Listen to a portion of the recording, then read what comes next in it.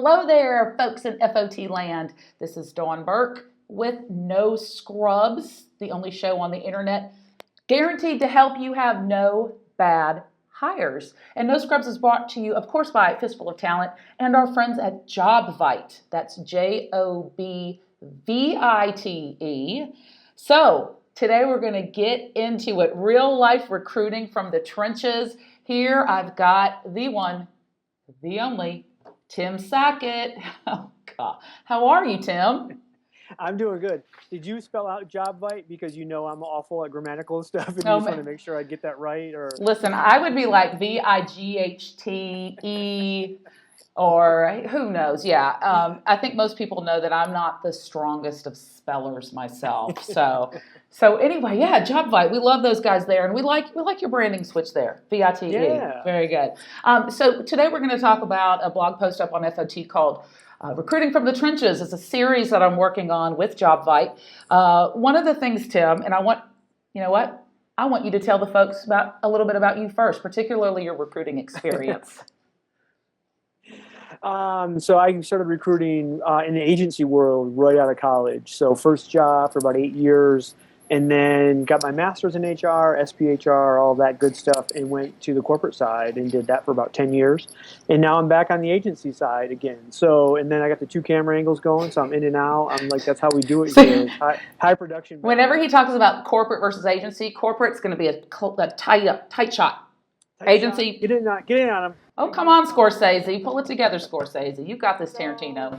So, half corporate talent acquisition in HR, about half agency recruitment. Okay. And I run a HR or a engineering and IT agency right now. We do a lot of contingent type IT work. So. Okay. So he's an expert in the recruiting field, my friends. He was what you would call a SME, a subject matter expert. So today, though, we're going to talk about what we call trench HR recruiting. So what we're focusing on more is in-house corporate recruiting as opposed to agency recruiting.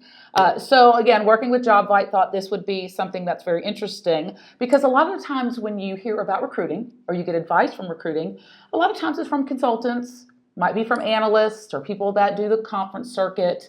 It might be people who work for agencies, but sometimes you don't hear as much just from that corporate HR recruiter. So you clearly have experience on both sides of the fence, so I think you're going to bring some really great perspective to the crew here. So I interviewed, because again, this is going to be where I interview real HR recruiters. Mm-hmm. I had to, of course, start with my team. All right, so we got 2 main recruiters at Daxco. Beth Wolf and Kim Bailey, have to give a shout out to. Look there's that camera angle again. Very good. There was in this post several different things from their perspective of things that keep them up at night. So one of the insights that they provided when it comes to technology, Tim, is they said of all of the nice and shiny things that are out there, and there's a lot of them, they still thought the most impactful tool in their arsenal was the good old applicant tracking system. So I got to first ask you, do you agree or disagree that that's still a valuable tool in the arsenal? Well, I mean, it sounds like an answer from a corporate recruiter. Wow. I would argue the phone it should be the most valuable, and then maybe email, then maybe texting, stuff like that. Wow, you took it down to that micro level, but it's true. Well, that's true. I mean, it's true. Some of the new ATS technology allows you to connect with people in a lot of ways. So, I mean, I think ATS is to recruitment as HRES is to HR, right? You have to have that core technology that helps your process continue to move forward, helps you stay connected with everybody in the organization on one platform. So it's one of those you must have. And especially, I tell people this now from a corporate talent acquisition standpoint, there's no argument any longer that it's a cost issue. Yeah. We just don't have money to get an ATS, so we're still using Microsoft Excel because you can literally get 1 seat ATSs for free. And there's like 4 or 5 out there. So there's no reason now not to have an ATS. And that, to me, that's your core kind of in your technology stack for talent acquisition for corporate. That has to be the first item and that's there, assuming that you have a phone and Outlook right. or email of some sort. Right, absolutely. No. Timmy Sackett, when I first started recruiting, you know how we got resumes? You faxed through the... Fax! fax machine. It's like the fax just was like, meh, meh. I mean, just never stopped. Never stopped. You never had roll paper, did you? Oh, we had some roll paper, baby. We had some roll paper. And probably had a dot matrix machine somewhere too as well. All right. So of course, Tim, you did say that a lot of applicant tracking systems, they should have some modern features, I think. So do you know of what would be considered some non-negotiable, I love that close-up, some non-negotiable features your applicant tracking system should have? I mean, nowadays, for me, that's all about searchable database, because that's what an ATS is, right? It's this big database, and they all say, "Oh yeah, we're searchable," but it has to be more intuitive to that. Like if I'm a corporate recruiter, and let's say one of your corporate recruiters, and you're searching for great developers, in that DAXCO environment, the first thing I want to be able to do is go back and say, "Hey, Mr. Hiring Manager, Mrs. Hiring Manager, or I sent developers for the last 3 years to you." And I should easily be able to bring all those people up in my ATS. At a drop of a hat with why didn't we hire these people? Why didn't we move forward? What did the hiring manager say? And to be able to break that down, because you probably sent a developer 2 years ago, and the guy, the hiring manager was like, "Yeah, I've just not enough experience yet," but now they'd be a perfect fit. So how do we reconnect? How do we maintain that connection? Some of that's all that CRM technology. I think a lot of the ATSs are building in there. And JobBite is one that they just, I think Chris was out their latest user conference, right? And so they just kind of implemented some of that CRM technology that's embedded within the ATS. So for me, if I'm going out and getting a new ATS today, it has to have that ability to kind of help me stay connected with my candidates on a level that is beyond what I can physically do myself. Okay, guys, that's huge. Tim, I was expecting a lot of different answers than that. But I have to tell you, I concur 1,000% with what you've just said. A lot of folks don't realize the gold mine that is their applicant tracking system regarding the amount of candidates. Not only have they sourced, but people who want to work there. And a lot of times, a lot of the features are very difficult regarding having to tag people, do a whole lot of different things there. So I think an accessible database is hugely important. So I'm really actually glad you said that. All right, so there's a lot to be said about motivation of employees, and there's a lot you can read about it.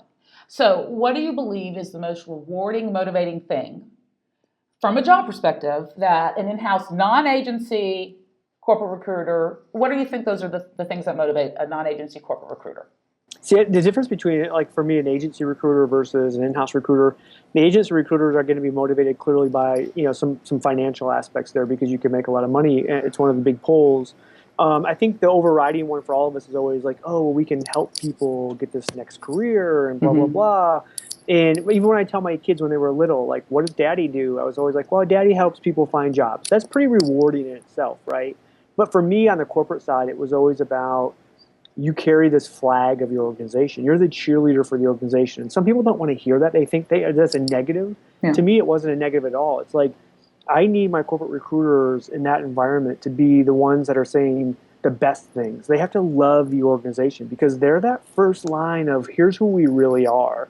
Now, that can go sideways, because if you're drafting a story of who you're really not, right, and you're trying to sell that becomes really difficult. But for me, it's always about it's bringing in that talent, and you're that first rung of who gets into the organization. And if you truly hold that power for the good as a corporate recruiter, like, there's nothing better than that. Like, I love that from a corporate side, saying, hey, I'm the one that gets to decide who comes in here and who doesn't come in here. Yeah. Because I'm protecting the culture of the organization. And I want to hire people who are right for our culture. Now, again, that's a lot of responsibility, because you have to have the right people in those places that don't necessarily take that and say, oh, well, I'm going to hire people like I like, because we all have these crazy biases. Right. Absolutely. Absolutely. Now, I will say, even recruiters corporately pay them people. I mean, come on, let's pay them something here. Let's pay peanuts, get monkeys. Don't pay them salaries. I mean, pay them a salary, but have that about 2/3 of their total income, and have some kind of performance-based pay for the other third at a minimum for corporate recruiters. Otherwise, you end up with administrators in those roles, and they just don't perform like they should. And there's some crazy salaries. I was with a company today in Ann Arbor. She's talking about the salary she's paying her corporate recruiters, and it was outrageous. Just what, base salary? base salary. Okay. And again, tech recruiters, corporate, but they weren't. But she's like, they're not actually recruiting; they're administering, right? Yeah. And then we get caught in that trap. And she, the question was, how do we get them out of that trap? And Yeah. you got to change the way you're paying them. That's right. No, I agree. Now, one of the things that my team said is that the window to the company's soul is your career page. Do you agree or disagree?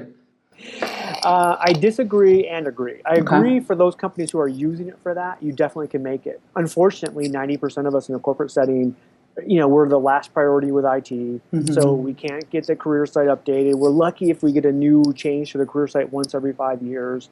So is it really a vision of what's going on? Sometimes not. Sometimes Okay. it just is a function of we're just low. We don't have a ton of influence within corporate talent acquisition. We don't have a ton of influence within our corporate IT group to make this stuff happen and change. Again, kind of a victim mentality. I don't necessarily espouse to that.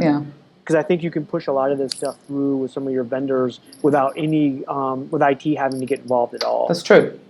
So I agree to at some point. I think you Okay. can make it your soul. I think you can show the soul of the company through your careers page. I don't think necessarily that's everybody's, because sometimes we end up with this lame careers page. Yeah. But we have a pretty good company and we just can't show it. No, that's fair. Do you think that millennials, if your career page looks horrible, they'll flee? I think if that's the only thing that's out there. But I think if you have, if you allow your employees to be really active on social, Okay, yeah. you can overcome that, because they're going to listen to their counterparts and their peers and people they might have a connection with first versus a careers page. All right, fair enough. Very good. All right, here's the $1 million question. Who owns the recruiting process in a corporate setting? The managers or the HR recruiter?